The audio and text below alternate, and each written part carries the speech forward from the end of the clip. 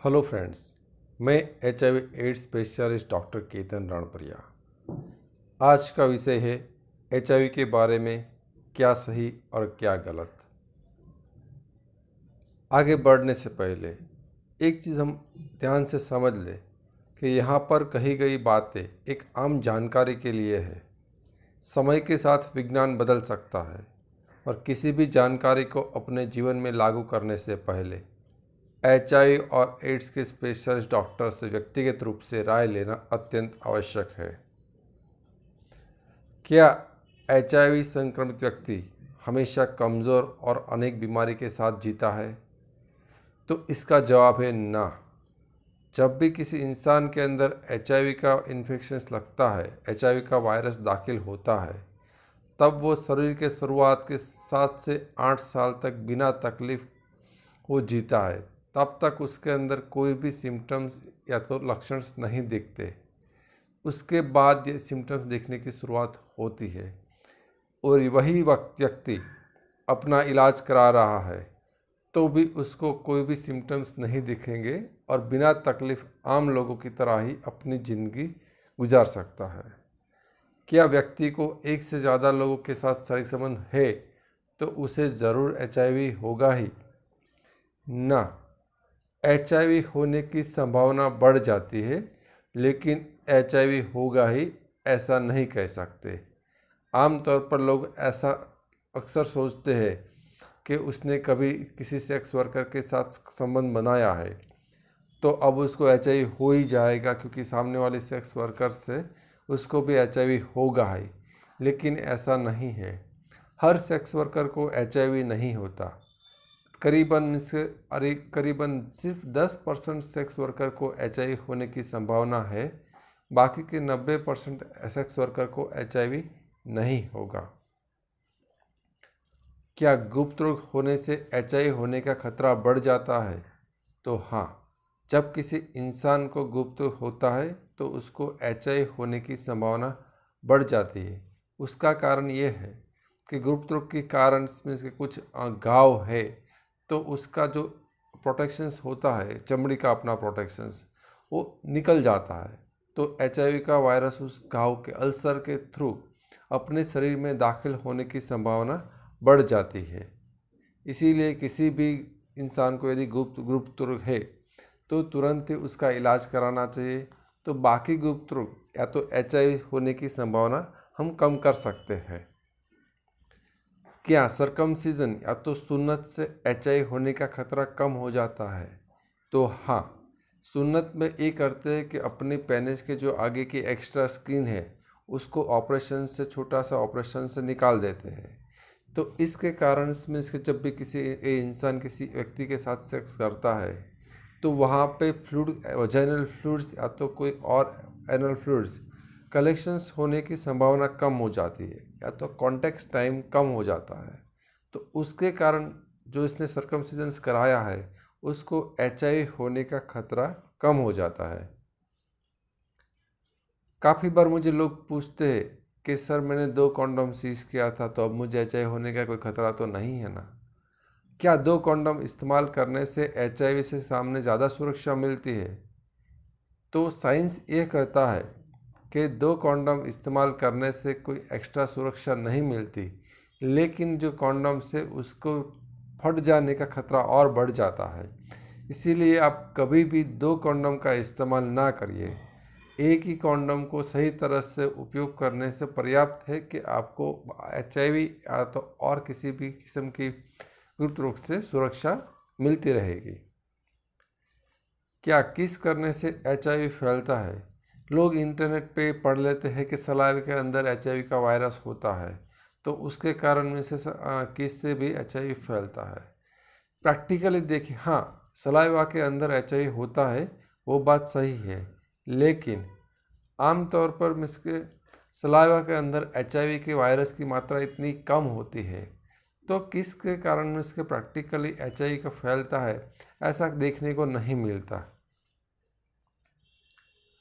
काफ़ी बार हम व्हाट्सएप पे या तो फेसबुक पे ऐसे और ईमेल के थ्रू ऐसा भी देखते हैं कि और मेरे पास काफ़ी लोगों का ऐसा भी फ़ोन कॉल्स आते हैं कि सर मैं थिएटर में गया था, मुझे कोई सुई चुभ गई और क्या तो मुझे HIV तो नहीं हो जाएगा ना। या तो ऐसे भी मीन्स के व्हाट्सएप पर मैसेज आते हैं कभी, तो कोल्ड ड्रिंक्स से में लोगों ने HIV मिला दिया और लोगों को HIV फैलने का खतरा बढ़ गया।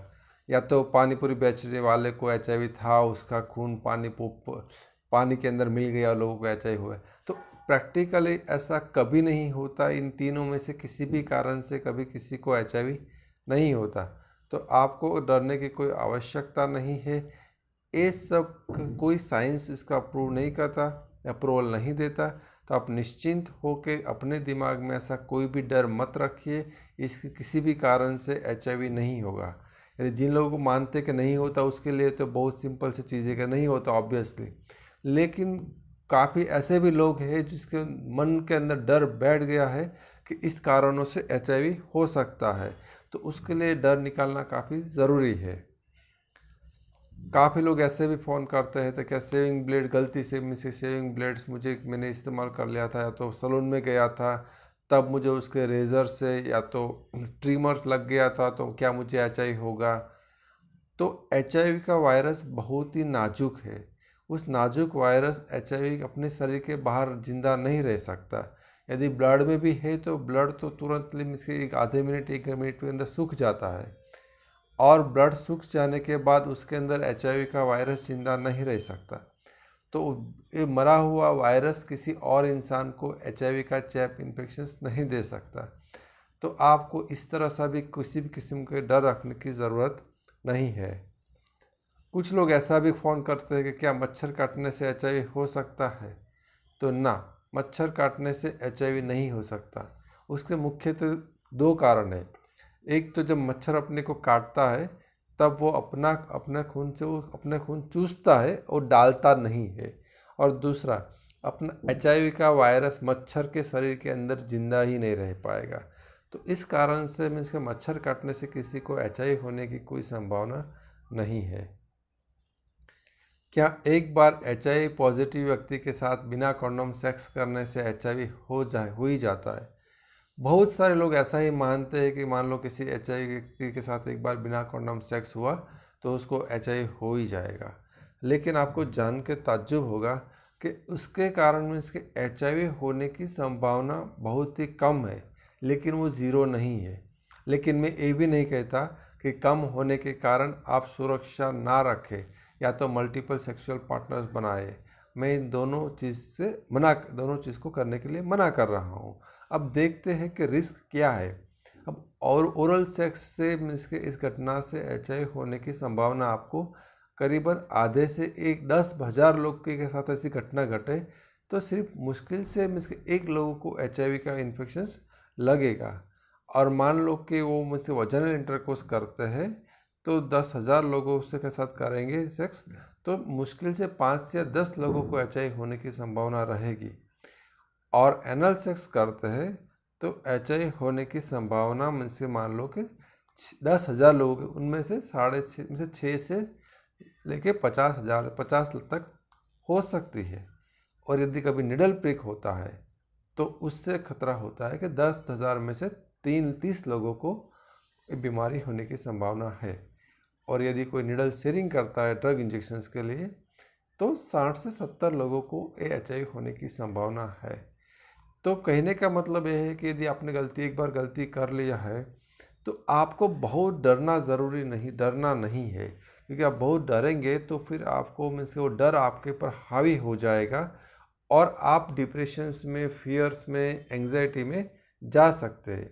इसीलिए आपको डरने की बिल्कुल आवश्यकता नहीं है। सही से आपको एक बार टेस्ट कर लीजिए। टेस्ट में एक बार सही समय पर सही टेस्ट करने पर आपका रिपोर्ट्स नेगेटिव आ जाता है तो आपको बार बार रिपोर्ट करने की भी ज़रूरत नहीं है। इस चीज़ को सिंपली भूल जाए और दोबारा इस तरह की गलती ना हो, उस पर ध्यान रखिए। काफ़ी लोग ऐसा भी कहते हैं कि सर मैंने अनप्रोटेक्टेड सेक्स किया था, तो प्रोटेक्टेड सेक्स किया था और उसके तीसरे दिन बाद, 10वें दिन बाद, 15 दिन के बाद मुझे सिम्टम्स आने लगे तो मुझे HIV हो गया, ऐसा डर है। और पूछते कि HIV के लक्षण क्या है HIV होने से। तो पहले मैं आपको समझा दूँ HIV के लक्षण एक्सपोजर के कितने समय बाद दिखते और क्या होते हैं। जो सिम्टम्स है वो आम तौर पर 6 हफ्ते से लेके 6 महीने के बाद दिख सकते हैं। सभी इंसान में नहीं दिखते। 70% लोगों में सिम्टम्स दिखते हैं, 30% लोगों में सिम्टम्स नहीं दिखते। सिम्टम्स में क्या क्या हो सकता है? बुखार आना, ठंड लगना, सिर दर्द होना, नाइट स्वेट होना, गले में खराश होना, बॉडी पेन होना, जॉइंट पेन होना, थकावट लगना, स्वॉलन लिम्फ नोड्स होना या तो माउथ अल्सर्स होना। लेकिन ये सभी सिम्टम्स सिर्फ HIV में दिखते ऐसा नहीं है। ये सिम्टम्स तो काफ़ी सारी और बीमारियों में भी दिखते हैं। तो आप ये नहीं कह सकते कि मुझे बुखार आया है तो वो HIV का जो एक्सपोजर था उसी के कारण है। वो बुखार गला में से सर्दी जुकाम के कारण भी हो सकता है, मलेरिया के कारण भी हो सकता है, डेंगू के कारण भी हो सकता है, या तो आपका डर है वो डर के कारण भी हो सकता है। तो सिंपल सा कहने का मतलब ये है कि आप सिम्टम्स के आधार पर आपको HIV का इन्फेक्शन लगा है कि नहीं लगा है वो आप नहीं कह सकते। यदि आपको डर है कि आपको HIV का इन्फेक्शन लगा है कि नहीं लगा, तो उस प्रॉब्लम का, इस कन्फ्यूज़न का सिर्फ और सिर्फ एक ही रास्ता है, और वो रास्ता है लेबोरेटरी की जांच। आप सिम्टम्स के पीछे मत भागिए, उस पर से आप कोई डिसीज़न नहीं ले पाएंगे। सिम्टम्स को HIV के कारण भी हो सकता है और उसके अलावा काफ़ी और वजह से भी हो सकता है। तो आप सिम्टम्स को छोड़ के सही समय पर सही एक टेस्ट करा लीजिए। वही एक टेस्ट से आपको पक्का हो जाएगा कि आपको HIV हुआ है कि नहीं हुआ। क्या एक्सपोजर के बाद ज़रूरत से ज़्यादा HIV के बारे में इंटरनेट पर पढ़ना हानिकारक है?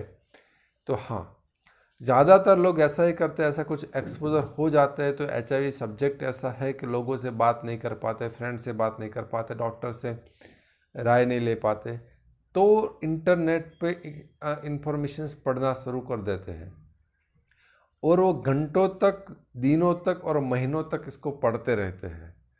और यदि आप बहुत उनसे ज़रूरत से ज़्यादा आप इंटरनेट पे इसके बारे में पढ़ोगे तो आपका डर बढ़ता जाएगा, आप टेंशन में रहोगे, आपको एंग्जाइटी होगी, आप फियर भी हो सकता है, डिप्रेशंस भी हो सकता है, और यहाँ तक कि लोगों को सुसाइड थॉट्स भी आने लगते हैं।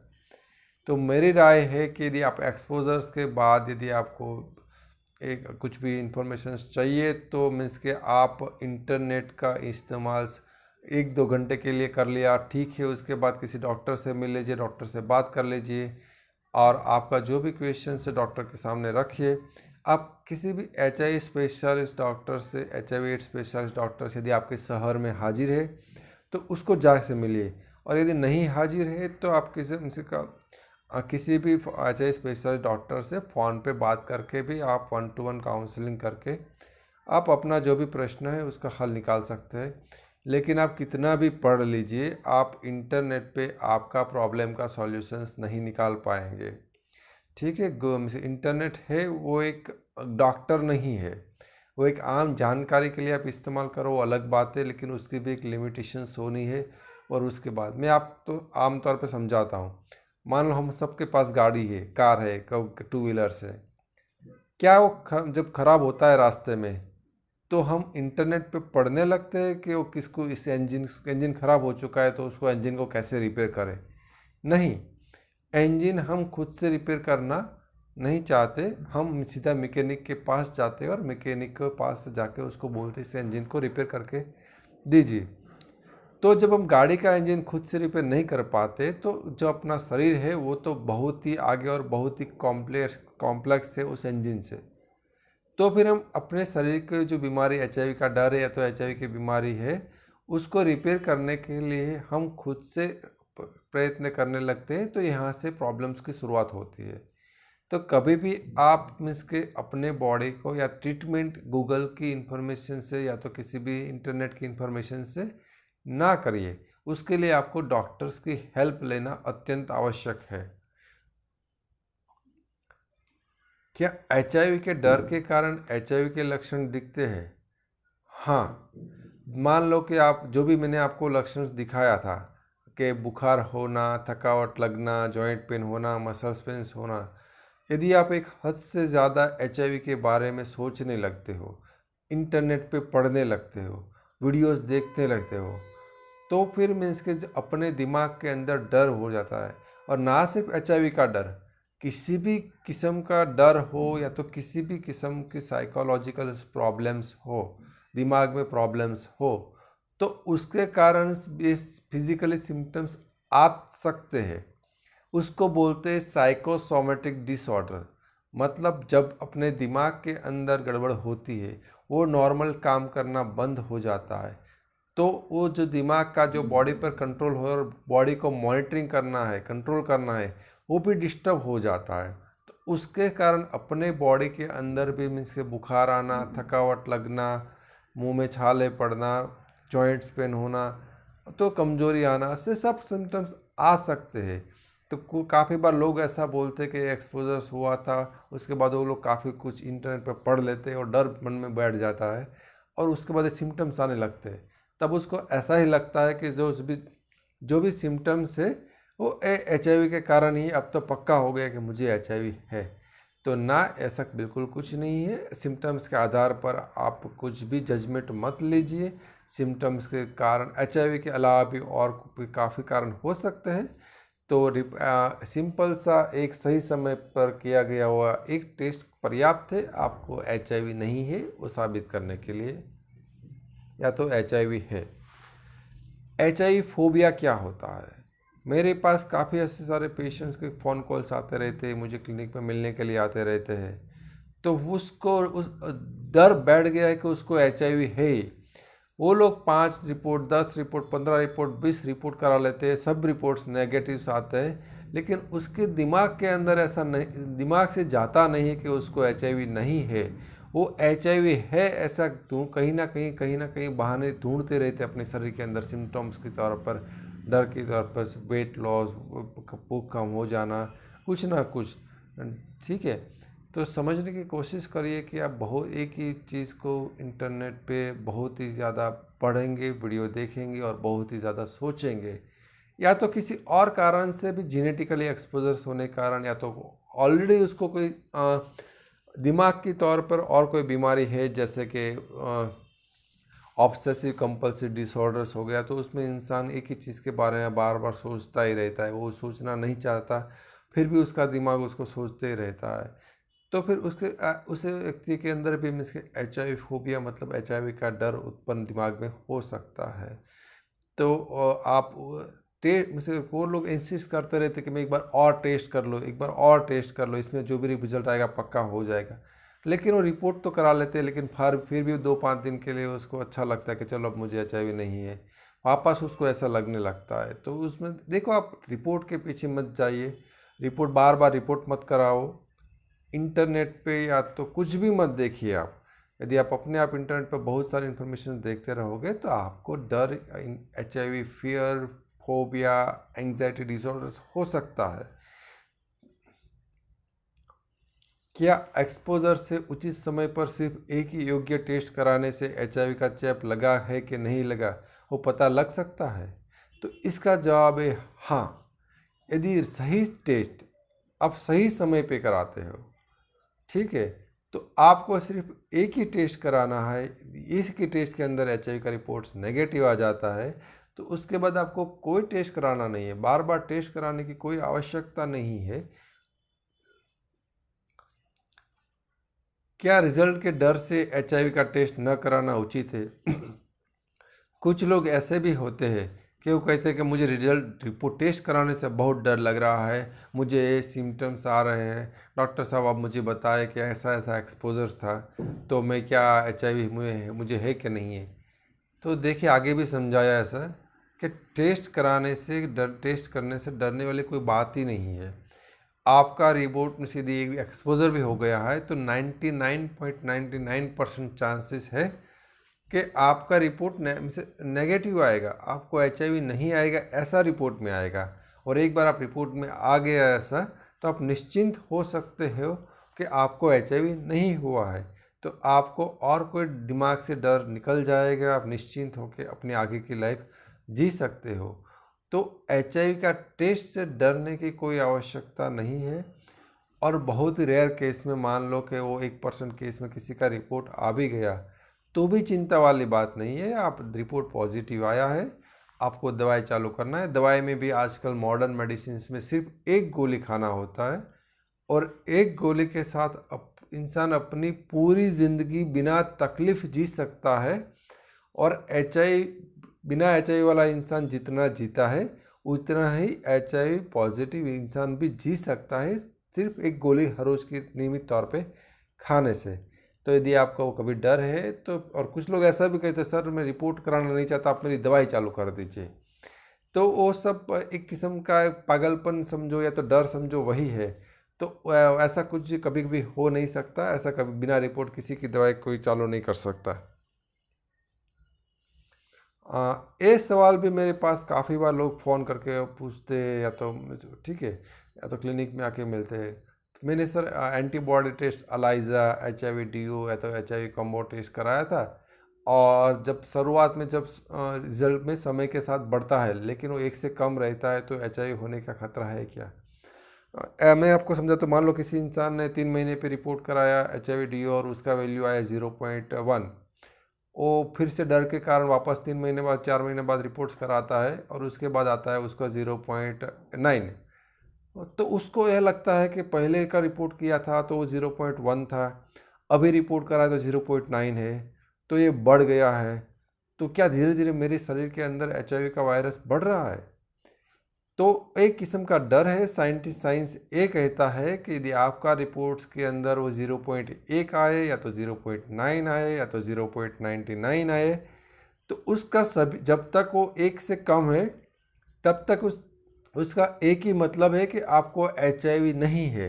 उसमें कम ज़्यादा ऐसा कुछ नहीं होता। पहले रिपोर्ट में 0.91 है तो वो नेगेटिव है, और 0.99 है तो भी वो नेगेटिव है। वो कुछ बड़ा है बढ़ता है ऐसा कुछ नहीं होता। अब दोनों रिपोर्ट नेगेटिव है, उस दोनों का इम्पोर्टेंस एक जैसा ही है और दोनों का इंटरप्रिटेशन एक जैसा ही है। एक्सपोजर के बाद वेस्टर्न ब्लॉट टेस्ट करना ज़रूरी है। आमतौर पर एक्सपोजर्स के बाद किसी को HIV है कि नहीं वो जानने के लिए वेस्टर्न ब्लॉट टेस्ट की आवश्यकता नहीं है। आमतौर पर हम वेस्टर्न ब्लॉट टेस्ट तब कराते हैं कि किसी का रिपोर्ट्स HIV पॉजिटिव आया है, और पॉजिटिव रिपोर्ट्स को कंफर्म करने के लिए वेस्टर्न ब्लॉट रिपोर्ट्स कर सकते हैं कुछ केसों में।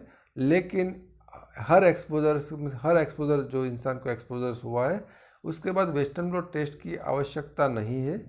उससे भी अच्छी टेस्ट जल्दी आपको HIV में पता दे सकते हैं। ऐसे दूसरी टेस्ट अवेलेबल्स है, तो आपको वैसे कुल मिला के मैं एक्सपोजर्स के बाद वेस्टर्न ब्लॉट टेस्ट करने की सलाह नहीं दूंगा। नहीं पता चलता ऐसा मैं नहीं कहता, लेकिन उससे भी अच्छी टेस्ट है और उससे भी जल्दी आपको HIV का पता जवाब आपको मिल सकता है दूसरी टेस्ट से। तो वेस्टर्न ब्लॉट टेस्ट आपको कराने की आवश्यकता बिल्कुल भी नहीं है। कुछ लोग CD4 का रिपोर्ट कराते हैं एक्सपोजर्स के बाद और बार बार भी कराते हैं, ठीक है। कुछ लोग करा एक्सपोजर के बाद रिपोर्ट करा लिया, तब बताया था 1000 आया CD4, और 4 महीने बाद वापस रिपोर्ट कराया तब मान लो कि वो 700 रिपोर्ट में से CD4 काउंट आ गया। तो कहते हैं कि मेरा CD4 कम हो गया और मुझे HIV हो ही गया। देखो HIV हुआ है कि नहीं हुआ वो पता लगाने के लिए CD4 का रिपोर्ट्स कुछ काम का नहीं है। CD4 का रिपोर्ट सिर्फ और सिर्फ जिसका HIV का रिपोर्ट पॉजिटिव है उसी को ट्रीटमेंट चालू करने से पहले की ज़रूरत का रिपोर्ट्स है। यदि आपको जानना है कि HIV आपको है कि नहीं एक्सपोजर के बाद, तो कभी भी CD4 का रिपोर्ट मत कराइए, उसका कोई अहमियत नहीं है। आपका CD4 का रिपोर्ट यदि 1000 है या तो 700 है तो कम हो गया ऐसा नहीं हो पाएगा, वो आपको HIV हो गया ऐसा नहीं दिखाता, और आपकी इम्यूनिटी कम हो रही है ऐसा कुछ नहीं है। कुल मिला के एक्सपोजर के बाद CD4 का रिपोर्ट की कोई आवश्यकता नहीं है, कोई काम का नहीं है, और आपको किसी भी तरह से मदद रूप नहीं करेगा। हो सकता है कि आप उसका गलत मतलब निकाल के आपको परेशानी हो सकती है, आपका डर में बढ़ोतरी हो सकती है। तो आप कभी भी CD4 का रिपोर्ट्स एक्सपोजर के बाद HIV हुआ है कि नहीं हुआ वो जानने के लिए मत कीजिए। कुछ लोग क्वालिटेटिव वायरल लोड्स का रिपोर्ट्स में से क्या क्वांटिटेटिव वायरल लोड से पता चल सकता है कि एचआईवी का चेप लगा है कि नहीं लगा।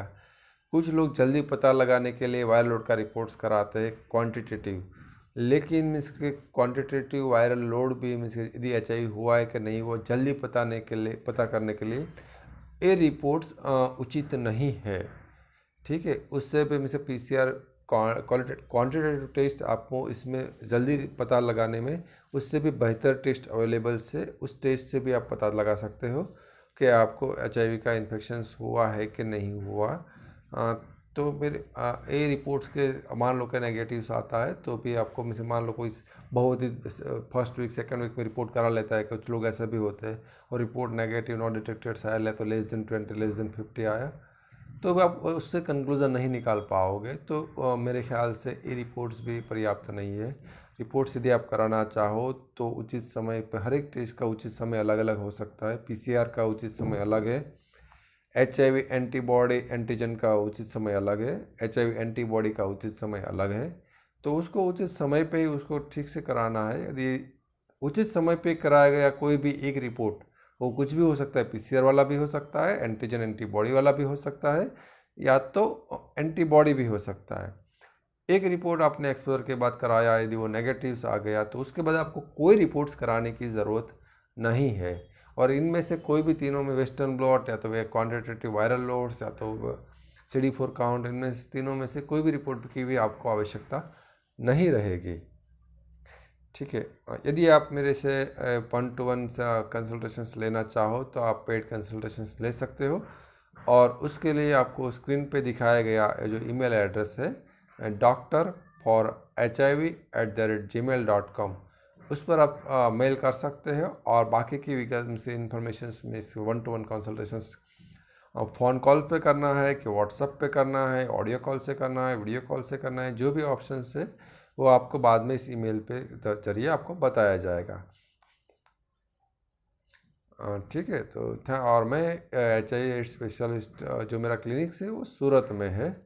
तो यदि जो लोग को सूरत या तो गुजरात से नज़दीक के पेशेंट्स है वो क्लिनिक पे भी मुझसे कांटेक्ट करना चाहे तो कर सकते हैं। और जो लोग मुझसे आउट ऑफ गुजरात है या तो आउट ऑफ सूरत से और फिजिकली को मुझसे 1-to-1 ट्रैवलिंग नहीं कर सकते हैं, ऐसा कुछ है तो आप ऑनलाइन कंसल्टेशन, ऑनलाइन काउंसलिंग के लिए भी कांटेक्ट कर सकते हो। और मुझे आशा है कि आपके काफ़ी सारे सवालों के जवाब यहाँ पे मिल गए होंगे। और यहाँ यदि आपको इस प्रेजेंटेशन अच्छा लगा है, आपको और भी ऐसा आगे प्रेजेंटेशंस के लिए आपको कुछ नए वीडियोस चाहिए तो आप इस वीडियो को लाइक कर सकते हो, शेयर कर सकते हो, बेल आइकन को दबा सकते हो और सब्सक्राइब करते हो उसके हमारे यूट्यूब चैनल्स को। Thank you very much.